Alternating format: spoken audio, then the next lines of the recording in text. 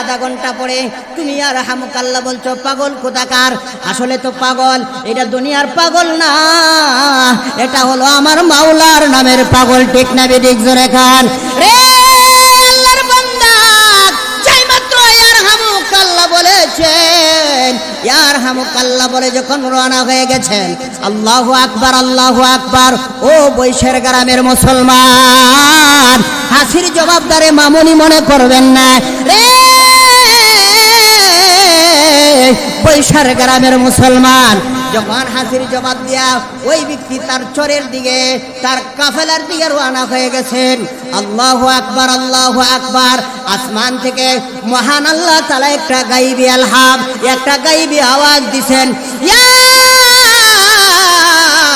ফুলান, ইয়া ফুলান, ইয়া ফুলান আবশির কাদ ইশতারাইতাল জান্নাতা বিদিরহাম। এ আমার বান্দা, আসলে তো তুমি হাসির জবাব দিলা না, আসলে তো তুমি 1 টাকা ভাড়া কইরা তুমি হাসির জবাব দিতে আসো না। 1 টাকার বিনিময় যেন আমি আল্লাহর জান্নাতটা তোমার নামে তুমি ওয়াকফ করে নিলা। من سلم 40 رجلا فيه جمعة أو فرادا ليلا أو نهارا فمات ذلك اليوم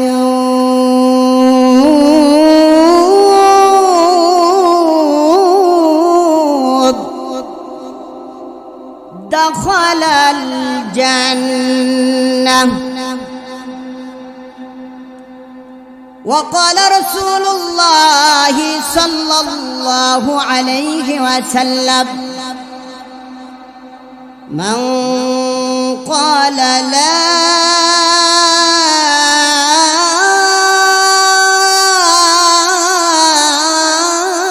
إله إلا الله غفر له ذنوب 50 سنة أو كما قال رسول الله صلى الله عليه وسلم.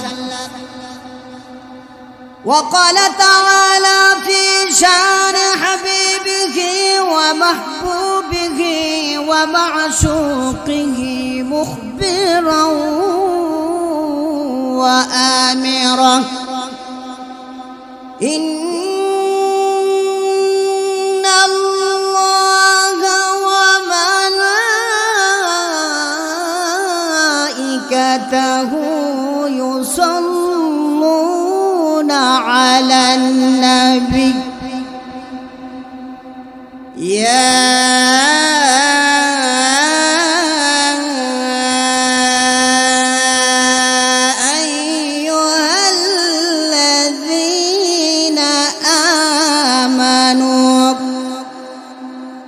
صلوا عليه وسلموا تسليما. সবাই নবীজির মহব্বতে আমরা কয়েক মর্তবা দুরূদ শরীফ পড়ি। সাল্লাল্লাহু আলা সাইয়্যিদিনা ওয়া মাওলানা মুহাম্মদ وعلى آله وصحابه وسلم. মুহাম্মদি রূপে গুণে আল্লাহ আমরা রে করে দেব ফানা। মুহাম্মদি রূপে গুণে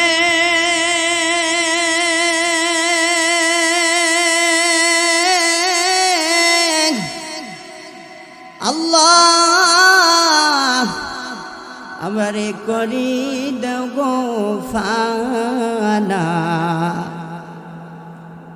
মদিনাতে ফিরি যেন হয়া দিওয়ানা সাল্লাল্লাহু আলা সাইয়্যিদিনা ওয়া মাওলানা মুহাম্মদ ওয়া আলা আলিহি ওয়া আসহাবিহি ওয়া সাল্লাম। আল্লাহ পাকের অসীম অগণিত শুকরিয়া আদায় করি, যে মহান আল্লাহ রাব্বুল আলামিন আমাদেরকে এক বরকতময় মজলিসে আসার বসার তৌফিক দান করছেন। এই জন্য আমরা অন্তরের গভীর থেকে মাওলা পাকের দরবারে শুকরিয়া আদায় করি। সকলেই শুকরিয়া তান জোরে সুরে আল্লাহর দরবারে আদায় করি, আলহামদুলিল্লাহ। আজকের মাহফিলের সভাপতি হাফিজ মাওলানা বশির আহমদ সাহেব, আজকের মাহফিলের প্রধান অতিথি প্রখ্যাত আলেমে দ্বীন বন্ধুবর হযরত মাওলানা সাদিকুল ইসলাম বহিশুরি সাহেব, আজকের মাহফিলের প্রধান বক্তা হাফিজ মাওলানা আবু সালেহ সাদি সাহেব, উপস্থিত আছেন বন্ধুবর আজকের মাহফিলের বিশেষ অতিথি হযরত মাওলানা ওলিউল্লাহ উসমানী সাহেব, উপস্থিত আছেন মাওলানা কারি শাকের আহমদ আল মুবারকি সাহেব, প্যান্ডেলের ভিতরে উপস্থিত আছেন হযরত আবু বকর সিদ্দিক রাদিয়াল্লাহু তাআলা আনহুর উত্তরসূরি আমার মুরব্বী বাবারা, প্যান্ডেলের ভিতরে উপস্থিত আছেন খালিদ বিন ওয়ালিদ রাদিয়াল্লাহু তাআলা আনহুর ইমানের জজবাওয়ালা যুবক বন্ধুগণ। আমরা সর্বপ্রথম সেই মহান স্রষ্টা রব্বুল কারীমের দরবারে শুকরিয়া আদায় করি, আবারও সকলে জবান ছেড়ে দিয়ে পড়ি আলহামদুলিল্লাহ। আমি আপনাদের সামনে সূরাতুল ইয়াসিন থেকে ছোট্ট ছোট্ট দুইখানা আয়াতে কারিমা তিলাওয়াত করেছি। রাসূলুল্লাহ সাল্লাল্লাহু আলাইহি ওয়াসাল্লামের অসংখ্য হাদিস থেকে দুইখানা হাদিসের টুকরো পেশ করেছি। ওই কোরআনের আয়াত এবং হাদিসকে সামনে রেখে কিছু অল্প কিছুক্ষণ দ্বীনি মুযাকারা করার ইরাদা করলাম। ওয়া মা তাওফীক ইল্লা বিল্লাহ। আল্লাহ রাসূল সাল্লাল্লাহু আলাইহি ওয়াসাল্লামের প্রিয় একজন ছোট্ট একজন সাহাবী, কথাগুলো খেয়াল করেন, প্রায় বয়স বেশি না, 10 থেকে 12 বছর বয়স। ওনার নাম হযরতে বারা ইবনে আযিব। উনি রাসূলের কাছে আসলেন, এসে বলতেছেন, ইয়া রাসূলুল্লাহ, ইয়া হাবিবাল্লাহ, নবীজি আমি তো যুদ্ধে যাব, আমাকে যুদ্ধে যাওয়ার অনুমোদন দেন। আল্লাহ রাসূল সাল্লাল্লাহু আলাইহি সাল্লাম বলেন, তুমি তো বাচ্চা মানুষ, তুমি কিসের যুদ্ধে যাইবা বাবা? যুদ্ধে যাওয়ার এখনো তোমার সময় হয় না। সময় হোক, বড় হও, বড় হইলে তোমাকে যুদ্ধে যাওয়ার অনুমোদন দিব। 1 বছর পুনরায় চলে গেল, আবার আসলো, এসে বলতেছেন, ইয়া রাসূলুল্লাহ, আমাকে যুদ্ধে যাওয়ার অনুমোদন দেন। আল্লাহ রাসূল বললেন, না, এখনো সময় হয় নাই। সময় হইলে আমি নবীজি তোমাকে বলবো, আমি নবীজি তোমাকে অনুমোদন দিব, যাও যুদ্ধ করো। আল্লাহর দ্বীনের পক্ষে, আল্লাহর হাবিবের পক্ষে, আল্লাহর কোরআনের পক্ষে যুদ্ধ করো। যুদ্ধে যাওয়ার সময় হয়েছে। সুবহানাল্লাহ। তে বলতেছেন, ইয়া রাসূলুল্লাহ, ইয়া হাবিবাল্লাহ, আমাকে যদি আপনি যুদ্ধে না নেন, তাহলে আমার মনের মধ্যে একটা আকাঙ্ক্ষা, আমার মনের মধ্যে একটা তামান্না, ইয়া রাসূলুল্লাহ, ইয়া হাবিবাল্লাহ, তাহলে আপনি আমাকে এরকম কয়েকটা নসিহত করুন, যেই নসিহতগুলোকে আমি আমল করলে আমার দুনিয়ার জীবন এবং পরকালের জীবন শান্তিময় সুখময় হবে। এরকম কয়েকটা নসিহত আপনি আমাকে করুন। জোরে কন্না সুবহানাল্লাহ। একজন ছোট্ট একজন সাহাবী, 12 বছর বয়স, যেন তার কথা শুনে আমার নবীর কলিজাটা বড় হয়ে গেছে। হযরত বারা ইবনে আযিব রাদিয়াল্লাহু তাআলা আনহু যখন এই কথাগুলো বললেন, বলার পরে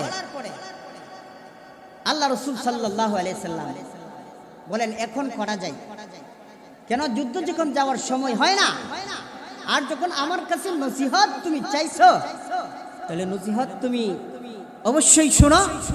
আমি রাসূল তোমাকে নসিহত করব, একটা দুইটা নসিহত নয়। আল্লাহ রাসূল সাল্লাল্লাহু আলাইহি ওয়াসাল্লাম একাধারে হযরত বারা ইবনে আজিবকে 60টা নসিহত করেছেন। ইমানে আওয়াজে বলেন কয়টা নসিহত করলেন? 60টা নসিহত করলেন। আনিল বারা ইবনে আজিব রাদিয়াল্লাহু তাআলা আনহু আন্নাহু قال আমারনা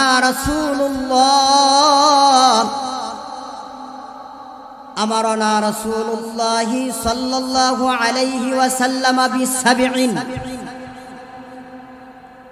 হযরতে বারা ইবনে আজিব রাদিয়াল্লাহু তাআলা আনহু বলেন, আমার প্রিয় রাসূল, আমার প্রাণের নবী, সরকারে দু আলম, রহমতে আলম নবী মুহাম্মদুর রাসূলুল্লাহ সাল্লাল্লাহু আলাইহি ওয়াসাল্লাম ওনার কলিজা ছিঁড়া নসিহত, হৃদয় নিংড়ানো নসিহত আমাকে একটা দুইটা নসিহত করেন না। আমার প্রিয় নবী, আমার প্রাণের নবী সরকারে দু আলম আমাকে একাধারে এক টানে আমার রাসূল আমাকে 60টা নসিহত করেছেন। জোরে কন্না সুবহানাল্লাহ। হযরত বারা ইবনে আজিব বলেন, আমার নবীর এক একটা নসিহতের ওজন লক্ষ কোটি মুনি মুক্তা দিল, আমার রাসূলের এক একটা নসিহতের মূল্য হবে না। জোরে কন্না সুবহানাল্লাহ। এরকম কয়েকটা নসিহত আমার নবী, আমার প্রাণপ্রিয় নবী সরকারে দু আলম আমাকে করেছেন। এক নাম্বার নসিহত শুরু হয়ে গেছেন। এক নাম্বার হযরত বারা ইবনে আজিবকে বলতেছেন, এ বারা ইবনে আজিব, আমি রাসূলের পক্ষ থেকে এক নাম্বার আদেশ, এক নাম্বার নসিহত, তুমি রোগী দেখতে যাইবা। বিইয়াদাতিল মারিদ, তোমার আত্মীয় স্বজনের মধ্যে তোমার পাড়া প্রতিবেশী কেউ যদি অসুস্থ হয়ে যায়, কেউ যদি রোগ আক্রান্ত হয়ে যায়, তাহলে তাকে তুমি দেখতে যাইবা। হযরত বারা ইবনে আজিব বলেন, ইয়া রাসূলুল্লাহ, ইয়া হাবিবাল্লাহ, ওগো নবীজি, আমি যদি রোগী দেখতে যাই, আমি যদি ইয়াদাতিল মারিদ করতে যাই, তাহলে আমার কি উপকার হবে, আমার কি ফায়দা হবে? আমার ফায়দা, আমার উপকারটা একটু শোনায়া দেন। আল্লাহ রাসূল সাল্লাল্লাহু আলাইহি ওয়াসাল্লাম বলেন, ওরে বাড়া, তুমি যখন রোগী দেখার জন্য মনস্থ করো, রোগী দেখার জন্য যখন তুমি এরাদা করো, বাড়ি থেকে যখন তুমি বের হইবা রোগী দেখার জন্য, এই কথা মনে করো না যে তুমি একা বাড়ি থেকে বের হইছো রোগী দেখার জন্য। ওরে বাড়া, তুমি যখন বাড়ি থেকে বের হওয়ার জন্য, রোগী দেখার জন্য যখন তুমি রওনা হয়ে যাও, ওরে বাড়া, তোমার সাথে আল্লাহর রহমতের একজন দুইজন ফেরেশতা না, 100-200 ফেরেশতা না। ওরে বাড়া, তোমার সাথে আল্লাহর রহমতের 70,000 রহমতের ফেরেশতা তোমার সঙ্গে সঙ্গে রওনা হয়ে যায়, তোমাকে পাহারা দিতে দিতে, আর তোমার জন্য মাগফিরাতের দোয়া করতে করতে বিমারির বাড়ি পর্যন্ত তোমার পৌঁছায় দেয়। জোরে কন্না সুবহানাল্লাহ। শুধু তা নয়, ওরে বাড়া, তুমি মাত্র রোগী দেখার জন্য তোমার জীবনের মূল্যবান সময় থেকে মাত্র তুমি ব্যয় করলা 20 থেকে আধা ঘন্টা সময়, 20 মিনিট থেকে আধা ঘন্টা সময় তুমি রোগী দেখার কাজে তুমি ব্যয় করলা।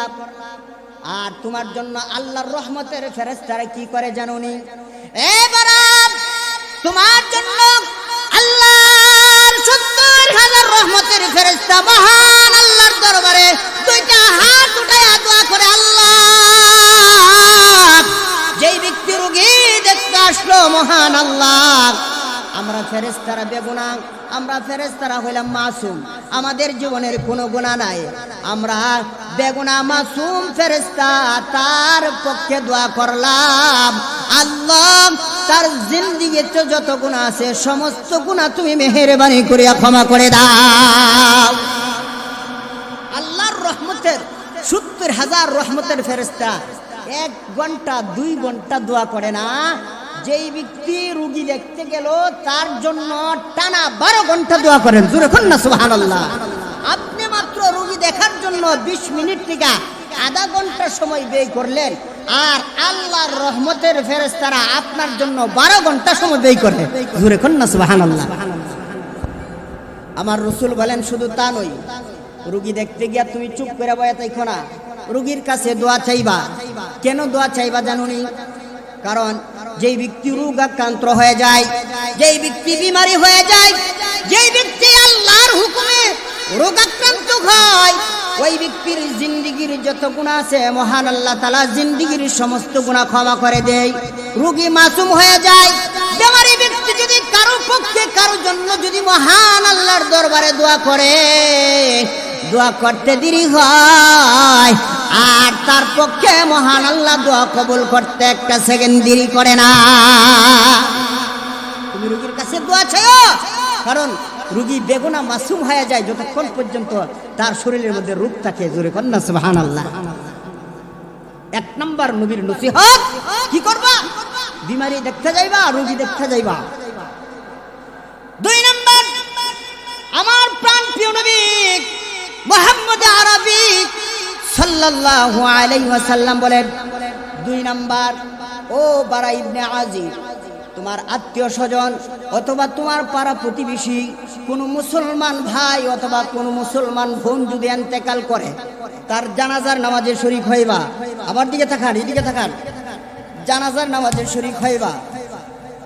কারণ জানাজার নামাজে শরীক হওয়া এটা মুসলমানের জন্য অনেক কল্যাণকর, এটা অনেক ফজিলতের কাজ।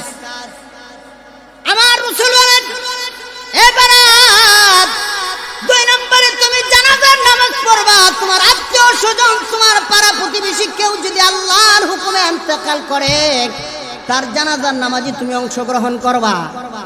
এবারে তুমি মাত্র তোমার মুসলমান ভাইয়ের জানাজার নামাজটা 5 থেকে 6 মিনিট সময়ে তুমি আদায় করে দিলা, আর কত সওয়াবের অধিকারী তুমি হইলা জানুনি?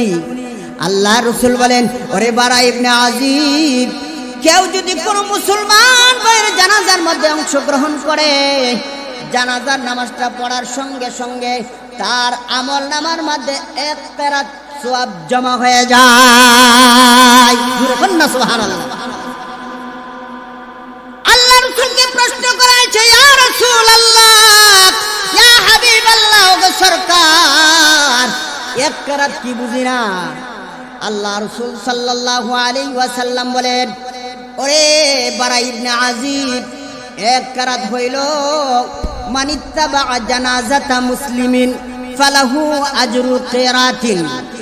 আল্লাহ রাসূল সাল্লাল্লাহু আলাইহি ওয়াসাল্লাম বলেন, 1 কেরাত হইল উহুদ পাহাড়টা ভর্তি করে, অর্থাৎ উহুদ পাহাড়টার সমান স্বর্ণ এবং হীরামণি মুক্তা আল্লাহর রাস্তায় দান সাদাকা করলে যেই পরিমাণ সওয়াব, কোন ব্যক্তি মুসলমান ভাইয়ের জানাজার নামাজে অংশগ্রহণ করলে মহান আল্লাহ তারে সেই পরিমাণ সওয়াব দান করে দেয়।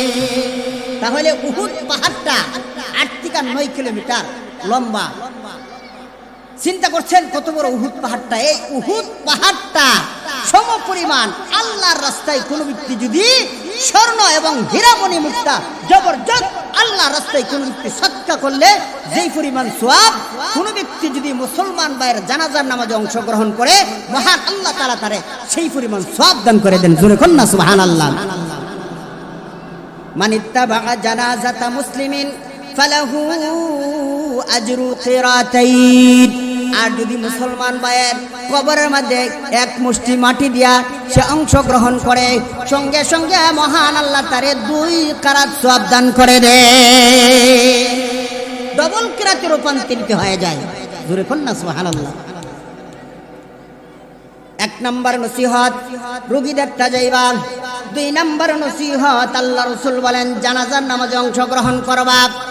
3 নম্বর আল্লাহ রাসূল বলেন হাসির জবাব দিবা। জোরে কর না সুবহানাল্লাহ। একটা সামাজিক ওয়াজ করতেছি যেগুলো আমল করার মতো, ঠিক না বিড়ি জোরে কর। এটা সামাজিক ওয়াজ যেগুলো আমল করলে মহান আল্লাহ তাআলা আমাদেরকে কত পরিমাণ সওয়াব দিবেন, সওয়াবটা বুঝাইতেছে। 3 নম্বরে তুমি হাসির জবাব দিবা। এখন তো আমরা হাসির জবাবটা একটা মামুলি মনে করি, ঠিক না বিড়ি জোরে কর। একবার হাসি দিছে দিয়ে আলহামদুলিল্লাহ বলছে, এবারের কোনো খবর হয় নাই হাসির জবাব দিবার, ঠিক না বিড়ি জোরে কর। রাসূল বলেন 3 নম্বরে তাশমিতুল আতিশ, 3 নম্বরে তুমি হাসির জবাব দিবা। ইমাম আবু দাউদ আলাইহির রাহমা একটা ঘটনা লিখেছেন, সুন্দর একটা চমৎকার ঘটনা। আগেকার যুগের মানুষ, মুরব্বিরার যুগের আরো 100 বছর আগের কথা। ইঞ্জিন ছিল না, ইঞ্জিন দিয়া এক জায়গার মধ্যে নৌকা চালায় আরেক জায়গায় অতিক্রম করার কোনো সুযোগ ছিল না, ঠিক না বিঠিক জোরে কর। দার বায়া বায়া বইটা নাড়ায় নাড়ায় এক জায়গার থেকে আরেক জায়গায় সফর করছে, ঠিক না বিঠিক জোরে কর। হ্যাঁ, সৈর্য বড়ায়া বড়ায়া দার বায়া বায়া বইটা বায়া বায়া এক জায়গার থেকে আরেক জায়গায় সফর করছে, ঠিক না বিঠি। কিন্তু ইঞ্জিন ছিল না। ইমাম আবু দাউদ আলাইহির রাহমা লেখে একটা ব্যবসায়ী কাফেলা বহু দূর ব্যবসার উদ্দেশ্যে রওনা দিয়েছেন, কিন্তু প্রতিমধ্যে রাত্র হয়ে গেছে। একটা চরের মধ্যে ওই নৌকাটা বিরাইছে। বিরানির পরে তখন এশারের নামাজ পড়লো, খানা খাইলো। খানা খায়া অনেক মানুষ ঘুমায় গেছে। রাত যখন গভীর হয়েছে, একজন আল্লাহর খাস, আল্লাহর পেয়ারা, সে আর ঘুমায়া থাকতে পারছে না, ঘুম থেকে উঠছে। সে উঠা এবার নামাজ পড়ছেন, তাহাজ্জুদের নামাজ পড়া সে জিকিররত অবস্থায় আছেন, আল্লাহ তাআলার জিকির করতেছেন। আর আমাদের গ্রামের মধ্যে, গ্রামাঞ্চলের মানুষ যখন মাছ ধরে দেখি উজান রাত্র ঘুমা, রাতটা যখন বাটি শেষ রাত্রে মাছ ধরার জন্য তারা তৈরিও, ঠিক না বিডি জুড়ে কর। জেলেরা শেষ রাতে মাছ ধরে। ওই আল্লাহর ব্যক্তি, আল্লাহর খাস বান্দা, আল্লাহর পেয়ারা, সে শেষ রাত্রে আল্লাহরে পাওয়ার জন্য সে ঘুম থেকে যাচ্ছে, তাহাজ্জুদের নামাজ পড়ার জন্য সে উযু করছে। উযু করে তাহাজ্জুদের নামাজ পড়ছেন। শুনে যে ওই নদীর মধ্যখান থেকে একটা জেলে মানুষ, সে মনে হয় মাছ ধরতেছে, হঠাৎ করে তার হাসি আইছেন, হেচ্ছু হেচ্ছু দেওয়ার সাথে সাথে সে আলহামদুলিল্লাহ বলছে। হাসি দেওয়ার সঙ্গে সঙ্গে মানুষের দেহের ভিতর দিকে অসংখ্য রোগ আল্লাহ বের করে দেন। জোরে কর না সুবহানাল্লাহ, আলহামদুলিল্লাহ। এই জন্য আলহামদুলিল্লাহ বলা, আল্লাহর প্রশংসা করা। সে যখন আলহামদুলিল্লাহ বলছেন হাসি দিয়া, তখন ওই ব্যক্তি আল্লাহ ফুলাফান যে কথা কইতেছে, আপনারা একটু এর সরাইতারেন না, এগুলো আপনার ফুলাফান না। হ্যাঁ, উরুস মুবারক দিছে না, দোকান সরান।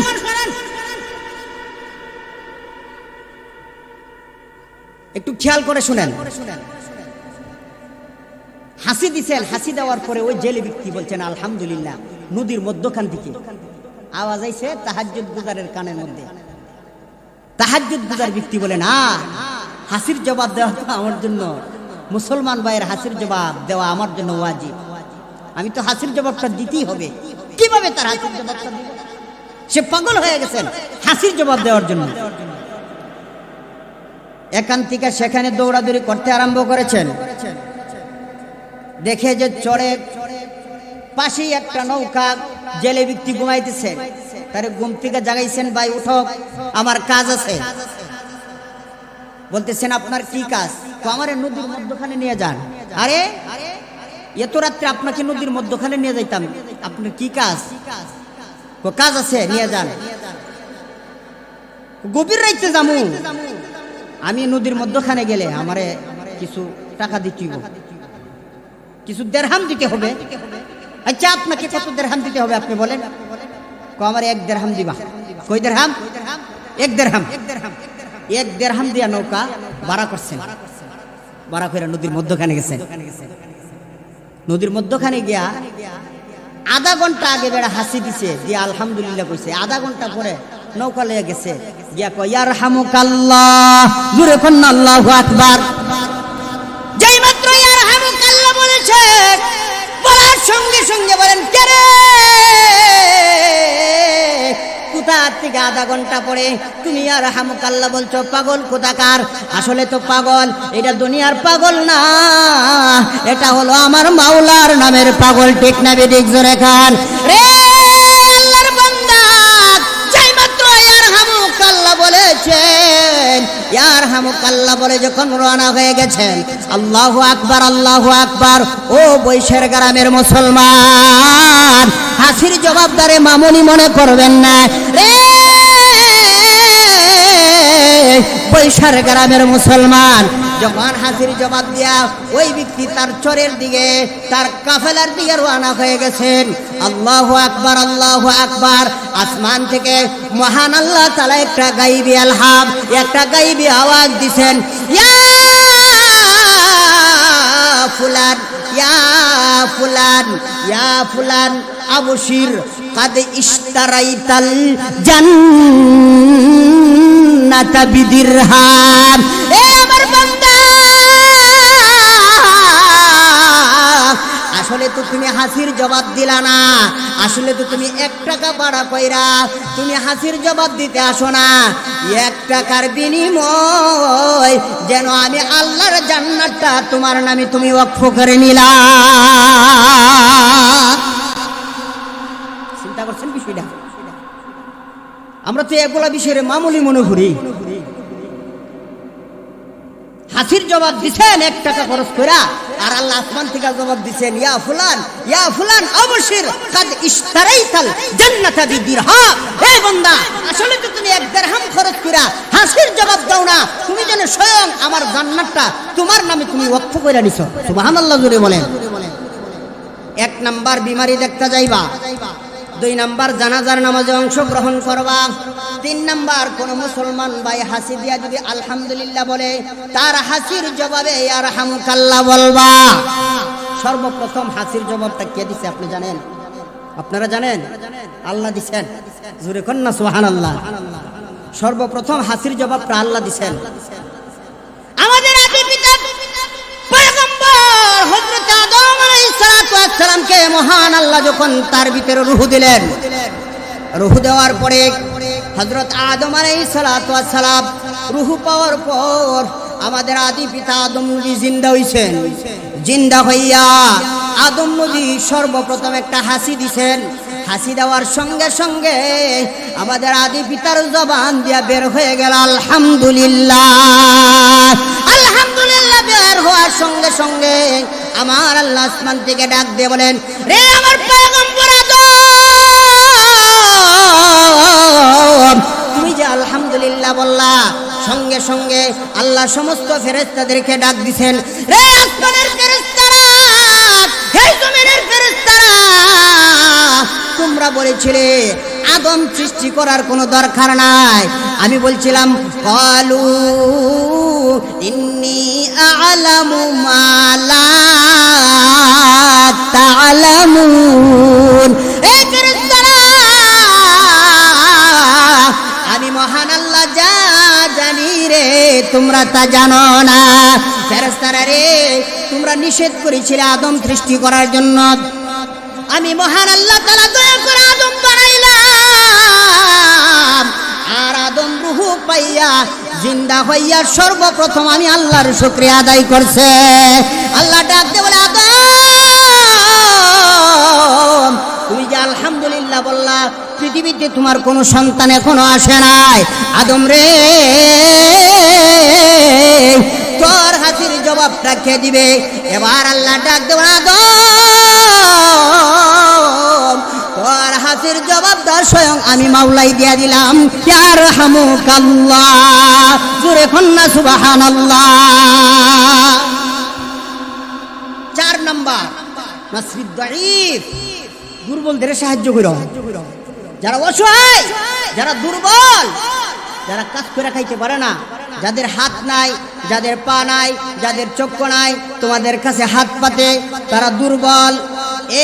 বারা ইবনে আজিব দুর্বলদেরকে সাহায্য করবা, কারণ দুর্বলদেরকে সাহায্য করলে মহান আল্লাহ তাআলা তোমারে সাহায্য করবে। জোরে কন্যা সুবহানাল্লাহ। হাসরের ময়দানে মহান আল্লাহ তাআলা, রিয়াজুস সালিহিনের হাদিস, আল্লাহ রাসূল সাল্লাল্লাহু আলাইহি সাল্লাম হাসরের ময়দানে কিছু কিছু বান্দারে ডাক দিবে, বান্দারে আমি মহান আল্লাহ ক্ষুধার্ত অবস্থায় ছিলাম, আমি আল্লাহ ক্ষুধার্ত অবস্থায় ছিলাম, আমার এখানে খাবার দিলা না, আমি আল্লাহ ক্ষুধার্ত অবস্থায় বহু কষ্ট করেছি। বান্দা মহান আল্লাহ তাআলার প্রশ্নের জবাবে বলবেন, ওগো রব্বুল আলামিন আল্লাহ, তামাম পৃথিবীর মানুষের ক্ষুধার যন্ত্রণা তুমি মিটাও, তামাম পৃথিবীর যত মাখলুকাত তুমি বানাইছো আল্লাহ, সকল মাখলুককে তুমি খাবার দাও, তুমি হইলা সমাদ, তামাম পৃথিবীর মাখলুকের মনের আশা একই টান একসঙ্গে তুমি পূরণ করতে পারো, তুমি আমার ক্ষুধার্ত কেমনে থাকো এটা আমার বুঝে আসে না।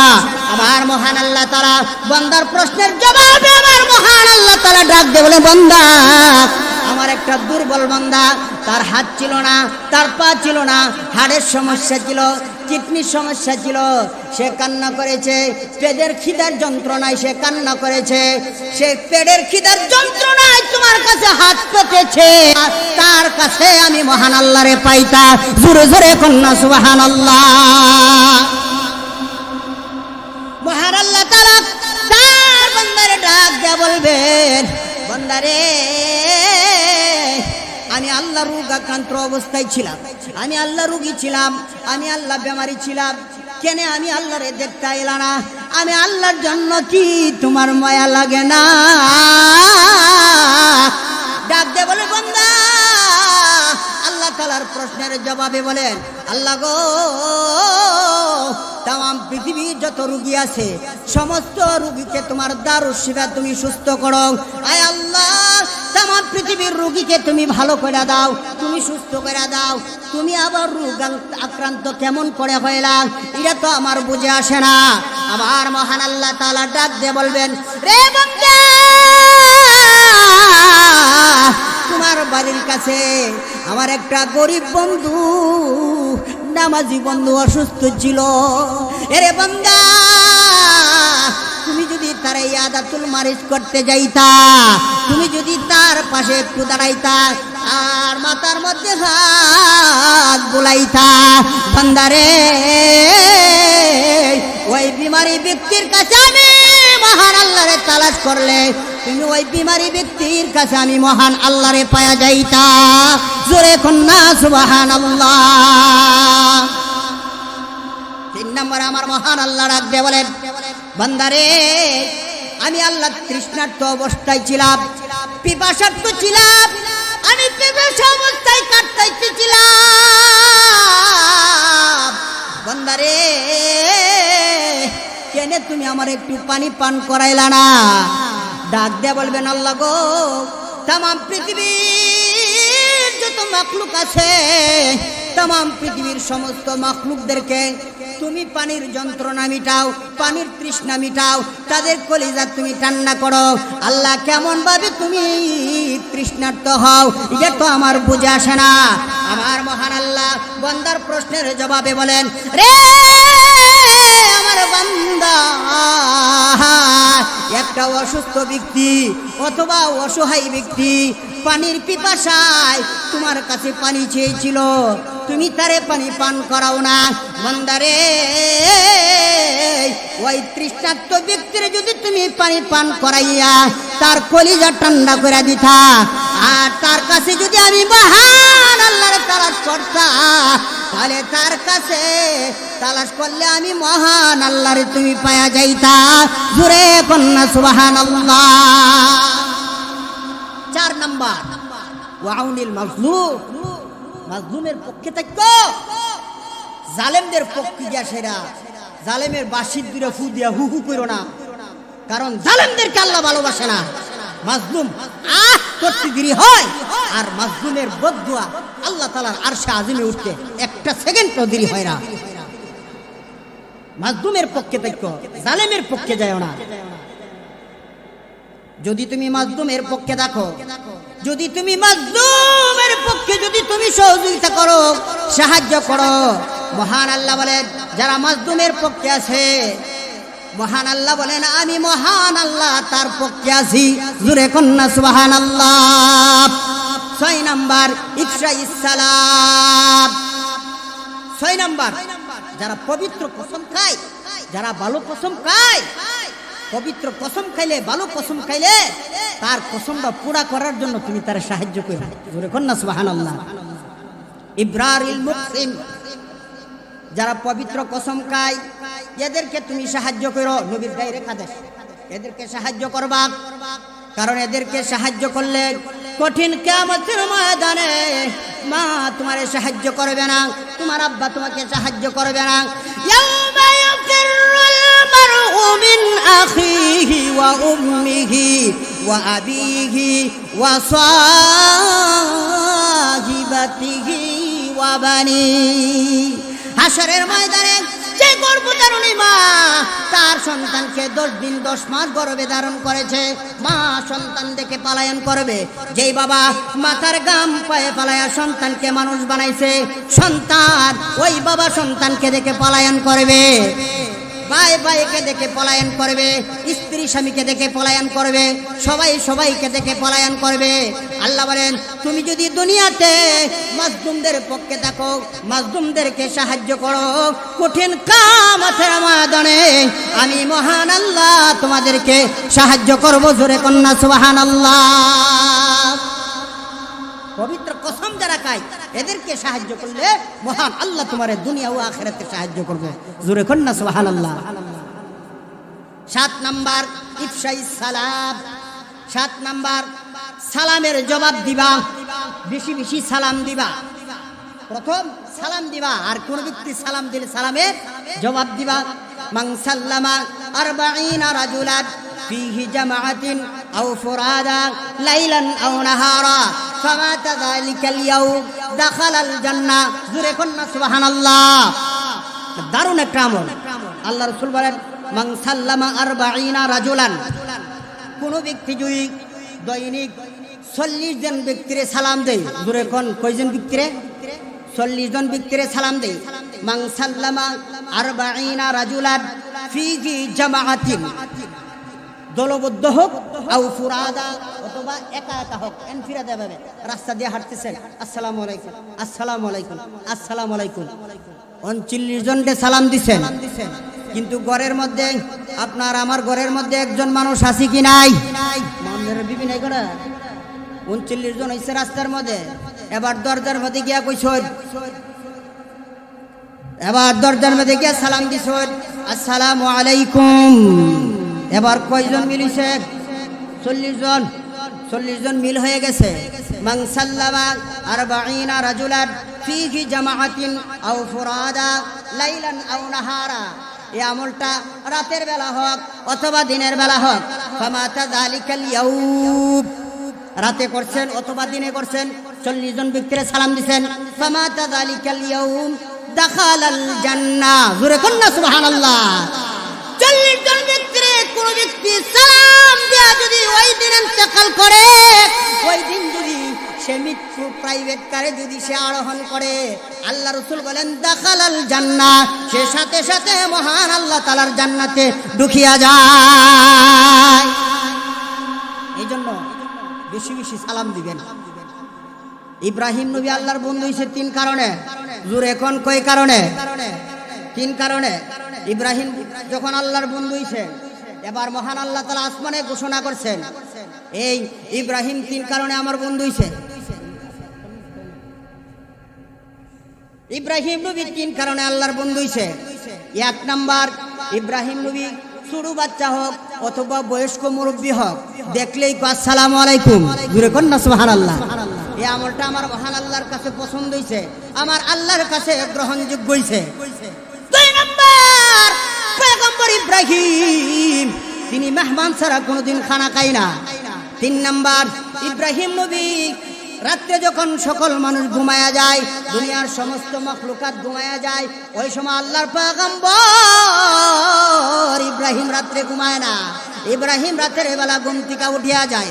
এবার মহান আল্লাহ তাআলা আসমানের সমস্ত ফেরেশতাদেরকে জড়ো করছেন, মিটিং বসাইছেন। আল্লাহ বলেন, ও ফেরেশতারা, এতদিন ইব্রাহিম ছিল ইব্রাহিম নবিউল্লাহ, ইব্রাহিম আমি আল্লাহর নবী। আজকের থেকে ইব্রাহিম নবিউল্লাহ নয়, আজকের থেকে ইব্রাহিম হইল খলিলুল্লাহ। জোরে কন্যা সুবহানাল্লাহ। ইব্রাহিম আজকের থেকে খলিলুল্লাহ। খলিলুল্লাহ শব্দের অর্থ হইল বন্ধু, হাবিবুল্লাহ শব্দের অর্থ বন্ধু, ওয়ালিউল্লাহ শব্দের অর্থ বন্ধু। বন্ধু গো, এখন আর তুমি হাবিবুল্লাহ হইতে পারবা না, এখন তুমি খলিলুল্লাহ হইতে পারবা না। এখন যদি তুমি চেষ্টা করো, ও বৈশার গ্রামের মুসলমান, চেষ্টা করলে তুমি আর আমি ওলিউল্লাহ হইয়া যামুগা। ঠিক না বিদিক জোরে খান। এবার মহান আল্লাহ আমার পয়গম্বর ইব্রাহিম আমি খলিলুল্লাহ বানাইছি, এই সংবাদটা এখন কি আমার নবীরে দিয়াও। তে প্রত্যেক দিন এই ডিউটিটা হলে হযরত জিবরাইল। আজকে জিবরাইল দাঁড়াইবার আগে আজরাইল দাঁড়াই গেছে গা। আজরাইল দাঁড়াই এই সংবাদটা আমি ইব্রাহিম নবীরে আমি দিয়াম। আজরাইলকে আমি দিয়াবো ইব্রাহিম নবীরে, এমনি কো তুমি দিয়াইবা। যাও আমার নবীরে জানাই দিও যে আমি তারে খলিলুল্লাহ বানাইছি, আমার বন্ধু বানাইছি। তিন কারণে। এক নাম্বার ইফশাইস সালাম ইল্লা লি ইফশাইস সালাম। দুই নাম্বার ইতামিহি তাআব। তিন নাম্বার ওয়া সালাতিহি বিল লাইলি ওয়ান নাসু নিয়াম। যাও এবার গে আমার বন্ধুরে জানাই দিও তিন কারণে আমি ইব্রাহিম নবীরে খলিলুল্লাহ বানাইছি। যে সংবাদটা জানাই দিও। আজরাইল গেছেন, গিয়া দেখে ইব্রাহিম নবী ঘরের দরজা বন্ধ করে দিনের দাওয়াতে বের হয়ে গেছেন। এবার আজরাইল একবার ঘরে ঢুকে আবার বের হন, একবার ঘরে ঢুকে আবার বের হন। ইব্রাহিম নবীর কোনো খবর নাই। এবার সন্ধ্যা হয়ে গেছে, দেখে ইব্রাহিম নবী বহু দূর থেকে লক্ষ্য করতেছেন ওনার ঘরে কে যেন একবার ঢুকে আর একবার বের হয়, কে যেন ঢুকতেছে কে যেন বের হইতেছে। ইব্রাহিম নবীর মনের মধ্যে একটা জাগনা দিছে, আরে কোনো চোর নিয়ে আমার ঘরে ঢুকছে, আমার কোনো মাল সামান নিয়ে যায়। ইব্রাহিম নবী একটু দ্রুত গতিতে হাঁটতে শুরু করলেন। ইব্রাহিম নবী হাঁটতে হাঁটতে হাঁটতে হাঁটতে ইব্রাহিম উনার ঘরের পাশে আইসা দাঁড়াইছেন। দাঁড়ায় ডাক দিয়ে বলেন, কে রে? এত বড় স্পর্ধা, এত বড় সাহস, বিনা অনুমতিতে বিনা পারমিশনে আমার ঘরের ভিতরে তুমি ঢুকো আবার বের হয়ে যাও। এত বড় সাহস তোমারে কে দিছেন? কে তুমি? তোমারে দি চিনি না, তুমি দি এলাকার মানুষ না। ডাক দিয়ে বলেন, পয়গম্বর ইব্রাহিম, যদিও তোমার পারমিশন নেয় না, এই ইব্রাহিম আমি এমন একজন মালিকের পারমিশন নিছি, যেই মালিক তুমি ইব্রাহিমকে সৃষ্টি করেছে, যেই মালিক আমারে সৃষ্টি করেছেন, আমি ওই মালিকের পারমিশন নিয়ে আইছি, তোমার পারমিশন নেওয়ার দরকার নাই। জোরে কন্যা সুবহানাল্লাহ। এবার ইব্রাহিম নবী করতে বুঝতে পারছি কোন রহমতের ফেরেশতা। আচ্ছা তা আমার ভুল হয়ে গেছে, আমার মাফ করে দিন। না, আপনি তো ভুল করেন নাই, কারণ আপনি আমাকে তো চিনেন নাই। চিনলে যদি অপরাধ করতেন সেইটা ভুল আছে, এটা অপরাধ বলে গণ্য হইত, এটা কোনো অপরাধ না। আচ্ছা আপনি কেন আসছেন ভাই? আমি একটা সুসংবাদ নিয়ে আইছি। বলতেছেন আপনি কে? আমি হইলাম মালাকুল মউত আজরাইল। এই কথা হইল ইব্রাহিম নবী শিরা বন্দি যেতেছে, বুঝলেন না? ইব্রাহিম নবী কাঁদতে আরম্ভ করছে। ডাক দিয়ে বলেন, ইব্রাহিম তুমি কাঁপুনি দিও না। ইব্রাহিম আজকে মালাকুল মউত আজরাইল তোমার জান কবজ করতে আসে নাই, তোমার রূহ নিতে আসে নাই। রে ইব্রাহিম, আজকে মালাকুল মউত আসছে তোমাকে একটা সুসংবাদ দেওয়ার জন্য। ইব্রাহিম নবী একটা মুস্কি হাসি দিছে, জোরে কন্যা সুবহানাল্লাহ। একটা মুস্কি হাসি দিছেন। মুস্কি হাসি দেওয়ার সঙ্গে সঙ্গে আল্লাহ ডাক দিয়ে বলেন, এবার মালাকুল মউত আজরাইল ডাক দিয়ে বলেন, ইব্রাহিম নবী তোমার যে সুসংবাদটা দিতাম আইছি, ইব্রাহিম তোমার তিনটা আমল, আসমানের মালিক, কুল কায়নাতের মালিক রব্বে কায়নাত আল্লাহর কাছে তোমার তিনটা আমল খুব পছন্দ। এক নাম্বার তুমি বেশি বেশি মানুষকে সালাম দাও। দুই নাম্বার তুমি বেশি বেশি মেহমানদারি করো। তিন নাম্বার ইব্রাহিম গো, দুনিয়ার সমস্ত মানুষ যখন ঘুমায়া যায়, সে চুজুরিতে উযু কইরা তুমি তোমার মালিককে ডাক দাও, খালিক মালিক আল্লাহ, তুমি পাক পরওয়ার, সকলই করিতে পারো কুদরতে তোমার, সকলই করিতে পারো কুদরতে তোমার। ইব্রাহিম বেশি বেশি আল্লাহর দরবারে কান্দে। হযরত মালাকুল মউত বলেন, তোমার এই তিনটা আমল আল্লাহর দরবারে পছন্দ হয়েছে। এবার আমার কথা হইল, ইব্রাহিম নবী আমলগুলো কইরা খলিলুল্লাহ হইছেন, আমাদের নবী আরো বেশি বেশি আমল কইরা হাবিবুল্লাহ হইছেন। আমরা যদি এই কমসে কম আমাদের নবী ইব্রাহিম আলাইহিস সালাতু ওয়াস সালাম, আমাদের জাতির পিতা ইব্রাহিম নবীর এই তিনটা আমল যদি আমরা করি, আমরা আর হাবিবুল্লাহ হইতাম পারতাম না, আমরা আর খলিলুল্লাহ হইতাম পারতাম না। আমরা যদি বেশি বেশি সালাম দেই, আমরা যদি মানুষকে বেশি বেশি খানা খাওয়াই, আমরা যদি শেষ চতুর্থী উঠা উজু করে তাহাজ্জুদের নামাজ পড়ে আল্লাহর কাছে দোয়া করি, বলে মহান আল্লাহ আমরারে হাবিবুল্লাহ বানাইতো না, আমরারে খলিলুল্লাহ বানাইতো না, আমরারে ওলিউল্লাহ বানাই দিব। জোরে কন্যা সুবহানাল্লাহ। ওলিউল্লাহ হইতে রাজি আছেননি? ওলিউল্লাহ হইতে রাজি আছেননি? হাবিবুল্লাহ আল্লাহর বন্ধু, খলিলুল্লাহ আল্লাহর বন্ধু, ওলিউল্লাহ আল্লাহর বন্ধু। মহান আল্লাহ তাআলা, আমি যেই সমস্ত আলোচনা করলাম, মহান আল্লাহ সর্বপ্রথম আমাকে এই আলোচনার উপরে আমল করার মতো আল্লাহ তৌফিক দান করুক। जो कुछ हुआ या रब तेरे करम से जो होगा। আসসালামু আলাইকুম ওয়া রাহমাতুল্লাহি ওয়া বারাকাতুহু। যদি কোনো কথার মধ্যে ভুল ত্রুটি করিয়া থাকি, মেহেরবানি করে আল্লাহর হস্তে মাফ করে দিবেন।